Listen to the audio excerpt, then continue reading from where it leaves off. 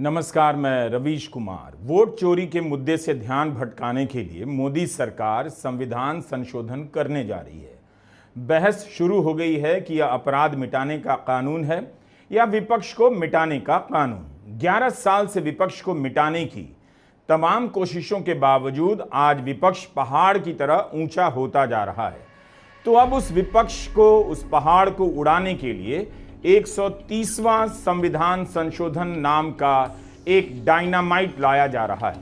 इस सरकार को क्या लगता है, जनता को याद नहीं कि विपक्ष को मिटाने के लिए कैसे मनी लॉन्ड्रिंग केस और ईडी का इस्तेमाल किया गया। हमने ईडी को लेकर ravishkumar.official पर अनेक वीडियो बनाए हैं। आप उन्हीं को देख लेंगे तो समझ आ जाएगा कि क्या खेल होने जा रहा है। ईडी ने 90% से अधिक केस विपक्ष के नेताओं के खिलाफ किए, जिसके डर से कई नेता अपनी पार्टी छोड़कर बीजेपी में आ गए। वहां मंत्री बन गए, सांसद बन गए, मुकदमे से बच गए। 11 साल में 5892 केस दर्ज किए ईडी ने और सजा मिली मात्र 15 से 20 केस में ही। जिस ईडी को सुप्रीम कोर्ट ने क्रुक्स की मंशा से काम करने वाला कह दिया, अब उस ईडी को एक और मौका दिया जा रहा है। इस संशोधन का यही मतलब है कि किसी तरह विपक्ष के मंत्री, मुख्यमंत्री को बस गिरफ्तार करो, 30 दिनों तक के लिए जेल में डाले रखो, जमानत का विरोध करते रहो और उसे अपने आप पद छोड़ना पड़ जाएगा। फिर तो उसकी सरकार गिर जाएगी और जिसकी मन मर्जी उसकी बन जाएगी। इसके अलावा दूसरा और क्या मकसद हो सकता है संविधान के इस 130वें संशोधन का? ईडी का हमने उदाहरण दिया, लेकिन इस संशोधन से तमाम जांच एजेंसियों का राजनीतिक इस्तेमाल और बढ़ सकता है। इस संशोधन के अनुसार अगर राज्यों से लेकर केंद्र के मंत्री, मुख्यमंत्री और प्रधानमंत्री को ऐसे किसी भी मामले में जेल हुई जिसमें 5 साल तक की सजा हो सकती है और अगर 30 दिनों तक जेल में रह गए तो पद छोड़ना पड़ जाएगा। और मैं तो चाहता हूं कि ये नैतिकता के मूल्य पड़े। हम ऐसे निर्लज्ज नहीं हो सकते कि हम पर आरोप लगे और हम संवैधानिक पद पर रहें। अमित शाह की इस बात को सुनकर सही में निर्लज्जता को लज्जा आ जाए। संवैधानिक पद पर बने रहने की बात छोड़िए, उन्हें बताना चाहिए कि मोदी सरकार के दौर में जब कभी आरोप लगे तो उनकी सरकार ने जांच की बात मानी क्या? किस मामले में जांच कराई गई? दिवंगत सत्यपाल मलिक ने भ्रष्टाचार के आरोप लगाए तो उन्हीं के खिलाफ मामला दर्ज कर दिया गया।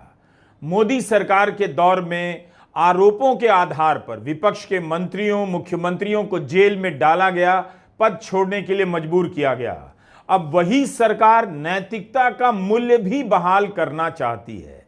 कमाल है, 20 अगस्त को अमित शाह ने लोकसभा में 130वां संवैधानिक संशोधन पेश किया। उस समय विपक्ष के सांसदों ने पुरजोर विरोध किया, हंगामा हुआ और संशोधन की प्रतियां फाड़कर गृहमंत्री की तरफ उछाल दी गईं। विपक्ष ने इस बिल का विरोध किया है। हंगामे के बीच इस बिल को जेपीसी में भेज दिया गया। विपक्ष ने इस संविधान संशोधन का विरोध करते हुए कहा कि अगर यह पास हो गया तो विपक्ष के मुख्यमंत्रियों को हटाना आसान हो जाएगा। न्यायपालिका से पहले ही कार्यपालिका फैसला सुनाने लग जाएगी। ममता बनर्जी ने इसे काला दिन और काला बिल कहा है। असदुद्दीन ओवैसी ने कहा है कि इस बिल के जरिए मोदी सरकार लोकतंत्र को पुलिस राज में बदल देना चाहती है। This bill is squarely destructive of the basic structure of the constitution. अध्यक्ष महोदय, भारत का संविधान का जो मूलभूत ढांचा है वो ये कहता है कि कानून का राज होना चाहिए। There should be rule of law. और उस rule of law, कानून के राज की बुनियाद है कि आप बेगुनाह हैं जब तक आपका गुनाह साबित नहीं किया जाता। You are innocent until proven guilty. This bill stands that fundamental maxim of jurisprudence on its head. यह कानून बेहद खतरनाक है। आरोप साबित होने से पहले किसी को दोषी कैसे मान सकते हैं?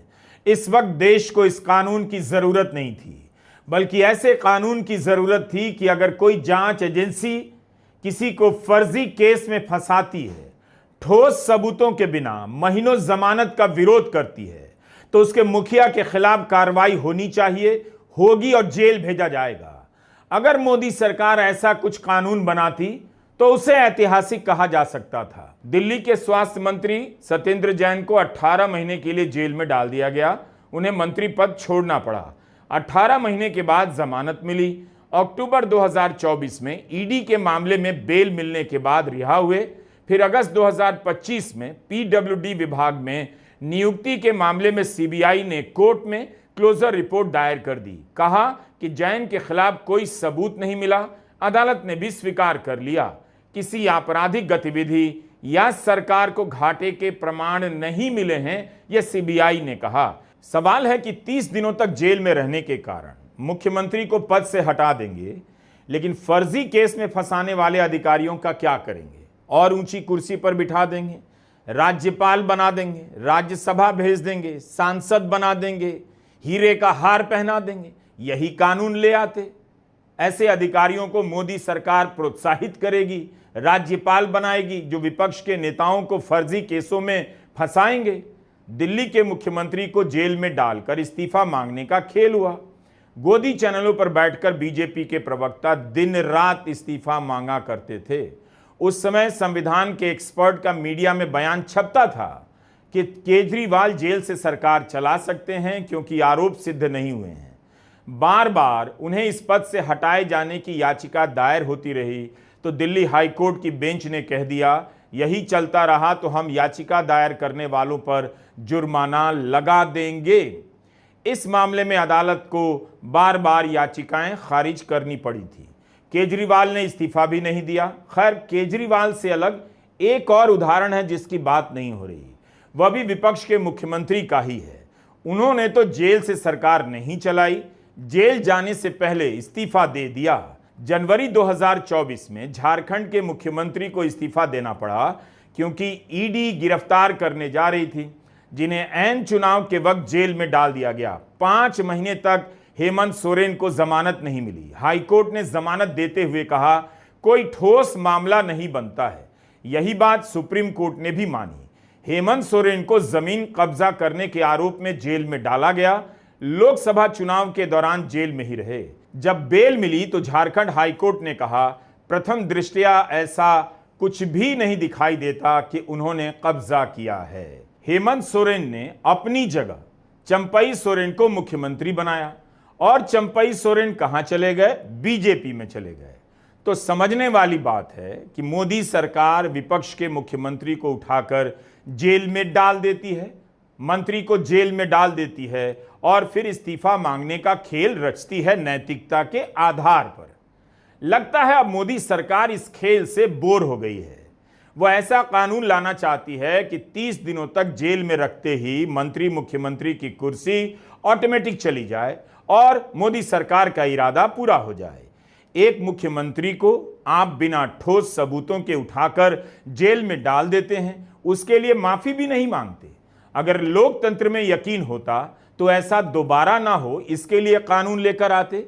लेकिन कानून लाया जा रहा है कि ऐसा ही होता रहे, पहले से आसान हो जाए, 30 दिनों के भीतर सरकार तोड़ने का रिजल्ट आ जाए। मोदी सरकार जो कानून बनाने जा रही है वो इस लोकतंत्र के लिए बहुत खतरनाक है। इसे समझने के लिए कानून पढ़ने की जरूरत नहीं है। हमारा यह वीडियो देखिए, काफी कुछ याद आ जाएगा। गोदी मीडिया जिस तरह से ऐतिहासिक बताकर कूद रहा है, समझ लीजिए कि यह कानून ऐतिहासिक नहीं, दुस्साहसिक है। क्योंकि इस वक्त नेता प्रतिपक्ष बिहार की सड़कों पर आरोप लगा रहे हैं कि 2024 में वोट चोरी के जरिए बीजेपी की सरकार बनी और नरेंद्र मोदी प्रधानमंत्री बने। पूरे देश ने देखा कि इन आरोपों का जवाब चुनाव आयोग प्रेस कॉन्फ्रेंस में नहीं दे सका। जो चुनाव आयोग बीजेपी के सांसद से एक हलफनामा नहीं मांग सका, वो चुनाव आयोग नेता प्रतिपक्ष से खुलकर मांगता है। जब चुनाव आयोग ही निष्पक्षता की परवाह नहीं करता तो ये कौन सा संविधान संशोधन है जिसके जरिए देश की आंखों में धूल झोंका जा रहा है कि भ्रष्टाचार के मामले में 30 दिनों तक जेल में रहने पर प्रधानमंत्री को इस्तीफा देना पड़ेगा। इसी तरह पहलगाम में आतंकी हमला हुआ, सरकार सवालों से घिरी हुई थी, तभी एक बड़ी खबर आती है, जाति गणना का फैसला हो जाता है। उन दिनों भले ये हेडलाइन कुछ दिनों के लिए काम आ गई, लेकिन आज सबको पता है ये हेडलाइन कहां चली गई है। इसी तरह ऐतिहासिक बताने के नशे में महिला आरक्षण बिल लाकर पास किया गया और पता ही नहीं चला यह ऐतिहासिक कानून लागू कब से होगा। इस कानून के भविष्य का पता नहीं, मगर इसे ऐतिहासिक बता दिया। राहुल गांधी को शायद इसका एहसास है कि वोट चोरी के मुद्दे को अब जनता पकड़ने लगी है और सरकार के हाथों से दलीलें सरकने लगी हैं, इसलिए ऐसे कानून लाए जा रहे हैं। इलेक्शन कमीशन और बीजेपी के बीच में पार्टनरशिप चल रही है। ये मिलकर वोट चोरी कर रहे हैं। इस बात से आप सहमत हैं? बिहार इस बात से सहमत है? ये आपका अधिकार है, संविधान आपको ये देता है, इसके लिए आप लड़े हो, आप मेहनत करते हो, और ये नरेंद्र मोदी, अमित शाह और इलेक्शन कमिश्नर मिलकर आपसे छीन रहे हैं। और मैं तेजस्वी और यहां जो बाकी नेता खड़े हैं, हम उनसे कहना चाहते हैं कि हम आपको बिहार का एक वोट नहीं चोरी करने देंगे, एक वोट नहीं चोरी करने देंगे। दरअसल प्रधानमंत्री पर वोट चोरी का आरोप लगा है, इसका जवाब नहीं दिया जा रहा है, चुनाव आयोग से भी नहीं दिया गया। तो इस संशोधन के जरिए प्रधानमंत्री को महान दिखाया जा रहा है कि उनकी सरकार ऐसा कानून लेकर आ रही है जिसमें प्रधानमंत्री भी किसी से ऊपर नहीं। वाह, उन्हें भी जेल होगी तो इस्तीफा देना होगा। यह कानून है या सस्ता लतीफा? कौन सी एजेंसी है, कौन सा अफसर है आपको इस देश में जो दिखाई देता है जो प्रधानमंत्री मोदी के खिलाफ जांच करेगा, उन्हें 30 दिनों के लिए जेल में डाल देगा? चुनाव आयोग से स्वायत्त संस्था क्या होगी इस देश में? उस तक से सांप्रदायिक भाषण देने के आरोप में सीधे प्रधानमंत्री मोदी से नहीं पूछा गया, हिम्मत नहीं हुई। आपके सामने यह नौटंकी की जा रही है कि कानून में प्रधानमंत्री को भी रखा गया है, उन्हें भी इस्तीफा देना पड़ेगा। जो चुनाव आयोग बीजेपी के एक सांसद से हलफनामा नहीं मांग सकता है, उस चुनाव आयोग ने ऐसा कौन सा उदाहरण आपके सामने पेश किया है जिससे लगे कि आयोग में इतनी हिम्मत है कि वह प्रधानमंत्री को भी नहीं छोड़ेगा। 2019 में चुनाव आयोग के एक पर्यवेक्षक ने प्रधानमंत्री मोदी के हेलीकॉप्टर की जांच कर दी तो उस अफसर को सस्पेंड कर दिया गया। बाद में वे प्रशासनिक ट्रिब्यूनल गए और केस जीतकर नौकरी कर रहे हैं। तो किसे मूर्ख बनाया जा रहा है कि प्रधानमंत्री को भी जेल में रहना होगा? आप इस वीडियो को आखिर तक देखते जाइए। बहुत कुछ तो नहीं, कुछ ही उदाहरणों से साफ हो जाएगा कैसे राजनीतिक इरादे से कानून बनाए जा रहे हैं और मूल सवालों से देश का ध्यान भटकाया जा रहा है। जो मोदी सरकार 2023 में कानून लेकर आई कि मुख्य चुनाव आयुक्त पर एफआईआर नहीं होगी, इस कानून को तब पेश करती है जब अगस्त 2023 में विपक्ष मणिपुर पर चर्चा की मांग कर रहा था, और इसे तब पास किया जाता है जब दिसंबर 2023 में ऐतिहासिक रूप से विपक्ष के 140 से अधिक सांसदों को निलंबित कर दिया जाता है। खाली सदन का लाभ उठाकर चुनाव आयुक्तों को एफआईआर या आपराधिक मामलों से बचाने का और क्या मकसद हो सकता है? क्या पहले से किसी को पता था आगे चलकर वोट चोरी के प्रमाण जनता को मिल जाएंगे, इसलिए अभी से इन सबको बचाने की तैयारी कर लेनी चाहिए? बताइए, चुनाव आयुक्तों को एफआईआर से बचाने वाली सरकार चाहती है। आप उस संशोधन को ऐतिहासिक मान लें कि प्रधानमंत्री को भी पद छोड़ना होगा अगर 5 साल तक की सजा वाले मामले में 30 दिनों तक लगातार जेल में रहेंगे। इतनी चिंता प्रधानमंत्री की? 11 साल से प्रधानमंत्री के पद पर हैं। मनमोहन सिंह पर भ्रष्टाचार के तमाम आरोप लगाकर प्रधानमंत्री बने, एक में साबित नहीं कर सके, और जब खुद पर वोट चोरी तक के आरोप लग गए तो कानून में प्रधानमंत्री का नाम जोड़कर तटस्थ निष्पक्ष के नाम पर पन्ना भरा जा रहा है। अगर मोदी सरकार की नीयत में जरा भी ईमानदारी होती तो इस तरह का कानून ही नहीं बनाती कि चुनाव आयुक्तों के खिलाफ एफआईआर नहीं हो सकती। और जब राहुल गांधी ने प्रमाण दे दिए हैं, वोटर लिस्ट का मामला गड़बड़ियों से लेकर धांधलियों तक का देश के सामने है, तो एफआईआर की यह सुरक्षा भी हटा देती। कहते कि हम आरोप से नहीं डरते, चूंकि चुनाव आयोग पर वोट चोरी के आरोप लगे हैं, ऐसा आरोप भारत के इतिहास में पहले नहीं लगा, तो जांच हो जाए, एफआईआर हो जाए। राहुल गांधी ने कहा भी कि उनकी सरकार आई तो तीनों आयुक्तों के खिलाफ एक्शन लिया जाएगा, लेकिन यहां तो पहले ही कानून बनाकर मोदी सरकार इन आयुक्तों को एक्शन से बचा चुकी है। गृहमंत्री अमित शाह ने 130वें संवैधानिक संशोधन का मसौदा लोकसभा में पेश किया। उन्हें सोहराबुद्दीन शेख, कौसर बी और तुलसी प्रजापति के फर्जी एनकाउंटर के केस में जेल भेजा गया था। केसी वेणुगोपाल ने आज इसकी याद दिला दी।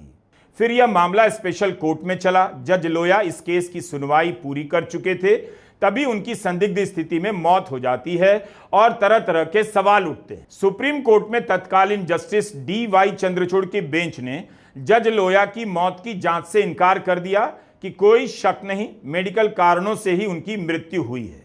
1 दिसंबर 2014 को जज लोया की मौत होती है और 15 दिसंबर को जज एम.बी. गोसावी को यह केस सौंपा जाता है। 10,000 पन्नों की चार्जशीट थी। 30 दिसंबर 2014 को अमित शाह बरी कर दिए जाते हैं। इस केस को सीबीआई ने ऊपरी अदालत में चुनौती नहीं दी। आरोप लगे कि 2014 में केंद्र में सरकार बदलने के कारण ऐसा हुआ। सीबीआई को चुनौती दी गई, लेकिन एजेंसी ने कोर्ट में चुनौती नहीं देने का बचाव किया। कहा यह सोच समझकर लिया गया निर्णय था, दबाव के कारण नहीं। इस बात को लेकर लोकसभा में कांग्रेस के केसी वेणुगोपाल और गृहमंत्री अमित शाह के बीच झड़प हो गई। अमित शाह ने कहा उन्होंने जेल जाने से पहले इस्तीफा दिया था। इस्तीफा तो हेमंत सोरेन ने भी दिया था।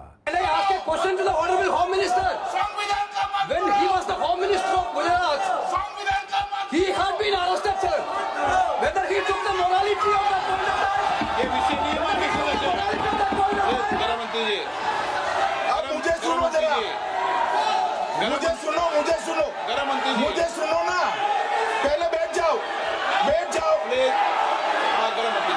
माननीय अध्यक्ष जी, मैं रिकॉर्ड क्लियर करना चाहता हूं।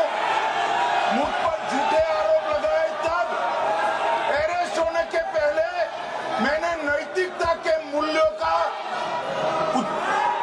हवाला देकर इस्तीफा भी दिया, और जब तक मैं कोर्ट से निर्देश नहीं हुआ, कोई संविधान पद मैंने स्वीकार नहीं किया। ये क्या सिखाते हैं नैतिकता में? मैं तो इस्तीफा देकर गया था। तो ये सरकार चाहती है, सीबीआई चाहती है कि आप जनता यह दलील स्वीकार कर लें कि सीबीआई ने दबाव के कारण नहीं, सोच समझकर अमित शाह के मामले में सुप्रीम कोर्ट में चुनौती नहीं देती है। जीएन साईं बाबा 90% से अधिक विकलांग थे। 8 साल जेल में रहने के बाद जमानत मिली तो महाराष्ट्र सरकार सुप्रीम कोर्ट चली गई। सुप्रीम कोर्ट ने उसी बॉम्बे हाई कोर्ट से कहा दूसरी बेंच बनाकर सुनवाई कीजिए। जमानत की सुनवाई फिर से 1 और साल होती है और दोबारा जमानत मिलती है। अमित शाह को बरी किया गया तो सीबीआई सुप्रीम कोर्ट ही नहीं गई। यह उदाहरण क्यों दिया आपको? सिर्फ इतना बताने के लिए कि इस देश में, इस कंट्री में, इस नेशन में, इस मुल्क में किसी पुलिस अफसर की हिम्मत नहीं है कि प्रधानमंत्री के खिलाफ एफआईआर दर्ज कर ले, अरेस्ट कर ले या जांच के लिए पूछताछ कर ले। क्या किसी की हिम्मत है? तो फिर संविधान संशोधन में प्रधानमंत्री को क्यों शामिल किया गया? क्या इसलिए कि जब जनता पूछे कि विपक्ष के मुख्यमंत्रियों को टारगेट किया जा रहा है, 30 दिनों तक उन्हें जेल में रखकर पद से हटाने की तरकीब निकाली जा रही है, तो सरकार ने प्रधानमंत्री को भी रख दिया। अगर इस तरह से विपक्ष के मुख्यमंत्री को जेल भेजा जाता रहेगा तो विपक्ष की सरकार चुनने वाली जनता के वोट का क्या मोल रह जाएगा? आप बताइए, सेबी की चीफ थी माधवी बुच, कितनी रिपोर्ट आई, कितने आरोप लगे, क्या सरकार ने ईडी की जांच बिठा दी? अदानी समूह को लेकर कितनी रिपोर्ट आई, क्या सरकार ने सीबीआई ईडी की जांच बिठा दी? अमेरिका की अदालत ने जो समन भेजा उसे अदानी को नहीं दिया गया।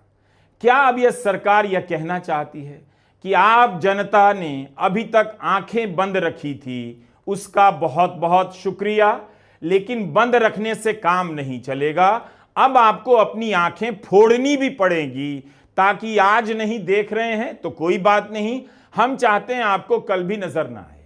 असम के मुख्यमंत्री हैं हिमंता बिस्वा शर्मा। बीजेपी ने ही इन पर भ्रष्टाचार के आरोप लगाए।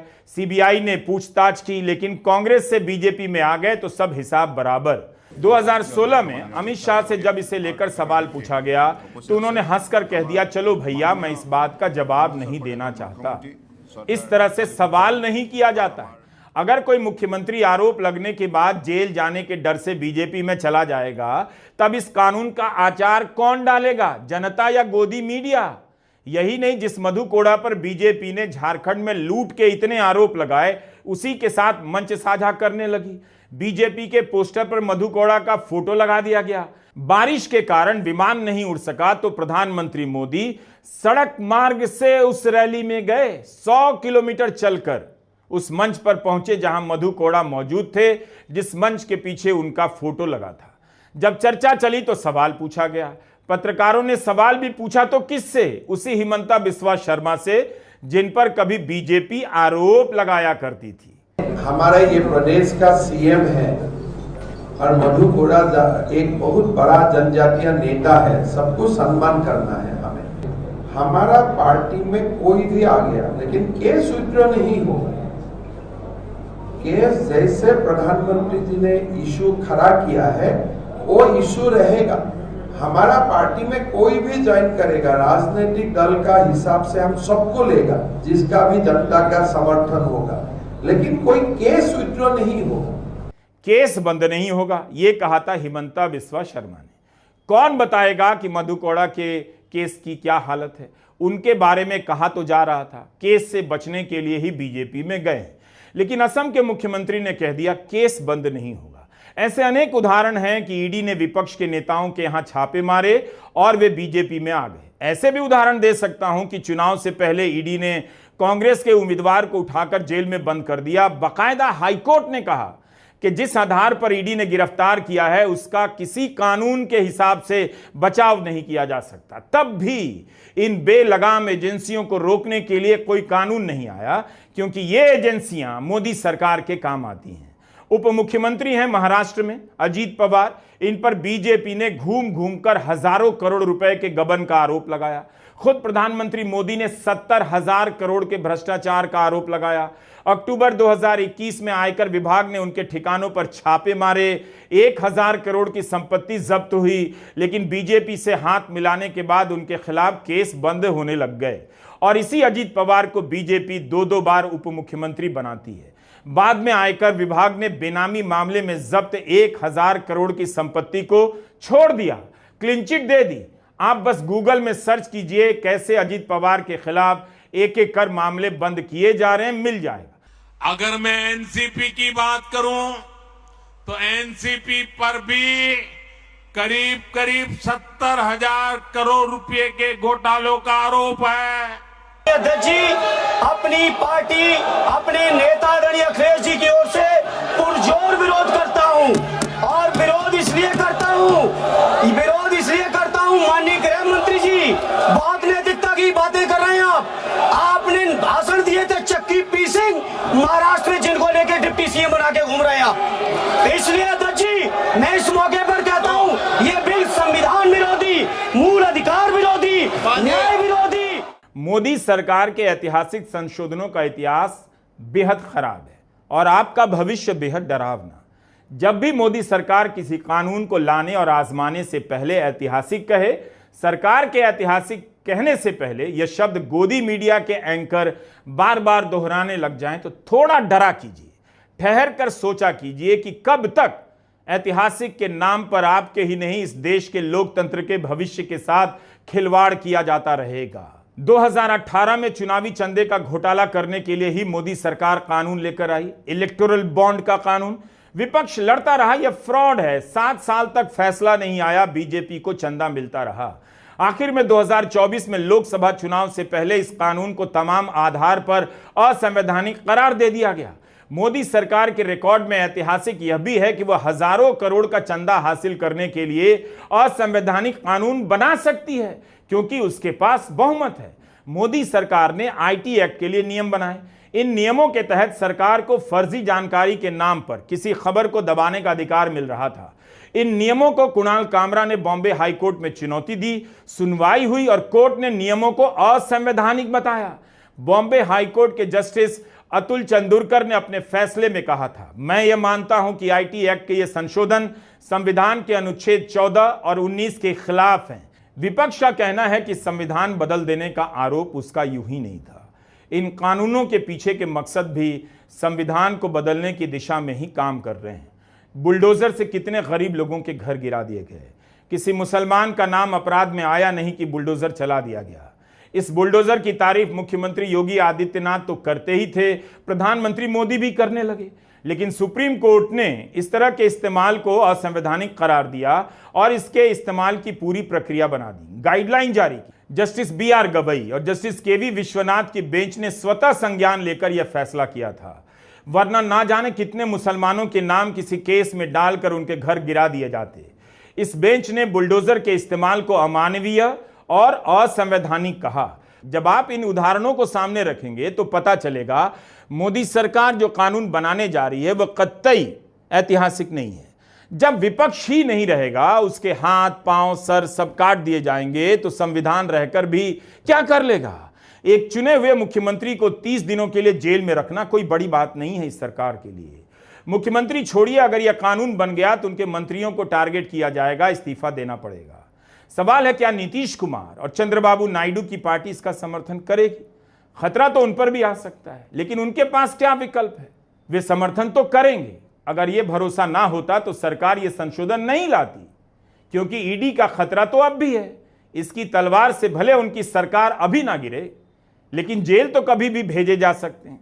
इसमें नया यह है कि अब विपक्ष के मुख्यमंत्री को कुर्सी से हटाना आसान हो जाएगा। बिहार की सड़कों पर जिस राहुल गांधी को आप देख रहे हैं, उनकी सदस्यता किस तरह के फालतू केस में गई, जरा याद कीजिए। विपक्ष को खत्म करने के लिए ये भ्रष्टाचार के मौके तलाश रहे हैं।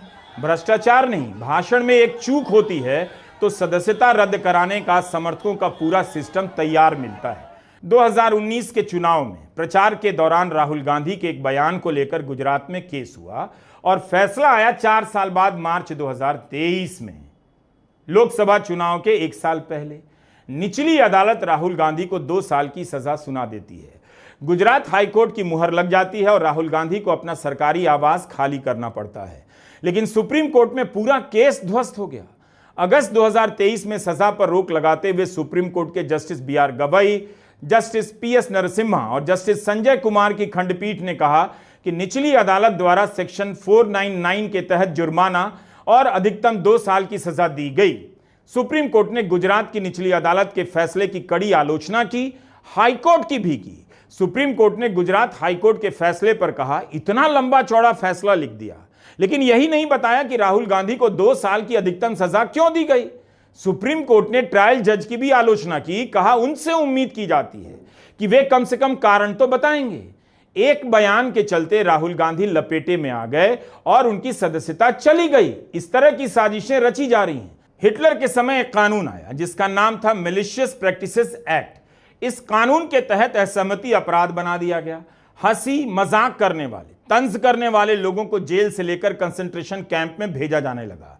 यह कानून भी लोकतांत्रिक तरीके से लाया गया था, बाकायदा संसद में पास हुआ। पास कराने वाले सभी को जर्मनी की ही जनता ने चुना था। बाद में इस कानून की नकल में दूसरे देशों में भी कानून बने।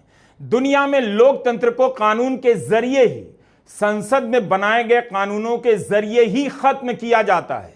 संसद के जरिए ही कानून बनाकर जनता के अधिकार कम किए जाते हैं।